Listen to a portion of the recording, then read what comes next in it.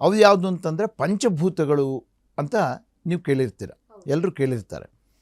ಆ ಪಂಚಭೂತಗಳು ಯಾವ್ಯಾವುದು ಅಂದರೆ ಪೃಥ್ವಿ, ಅದರ ನಂತರ ಜಲತತ್ವ, ಅಗ್ನಿತತ್ವ, ವಾಯುತತ್ವ, ಆಕಾಶತತ್ವ. ಹೀಗೆ ಅದು ಒಂದು ಕಡೆಯಿಂದ ಇರುತ್ತೆ, ಕೆಳಗಿನಿಂದ ಮೇಲಕ್ಕೆ ಅದನ್ನು ಗುರುತಿಸಿದ್ದಾರೆ. ಪೃಥ್ವಿ ತತ್ವ ಮೊದಲನೇದು, ಅದರ ಮೇಲಿಂದು ಜಲತತ್ವ, ಅದರ ಮೇಲಿಂದು ಅಗ್ನಿತತ್ವ, ಅದರ ಮೇಲಿಂದು ವಾಯುತತ್ವ, ಅದರ ಮೇಲಿಂದ ಆಕಾಶತತ್ವ. ಇದು ಈ ಪೃಥ್ವಿ ತತ್ವವನ್ನು ಪಡೆದಿರ್ತಕ್ಕಂಥದ್ದು, ಇದು ಈ ಮೂಲಾಧಾರ ಚಕ್ರ.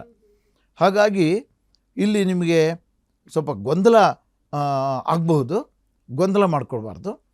ಈ ಪಂಚಭೂತಗಳು ಅಂತ ನಾವೇನು ಕರಿತೀವಿ, ಆ ಪಂಚಭೂತಗಳಿಗೂ ಮತ್ತು ಈ ಸಪ್ತ ಚಕ್ರಗಳಿಗೂ ತುಂಬ ಲಿಂಕ್ ಇದೆ.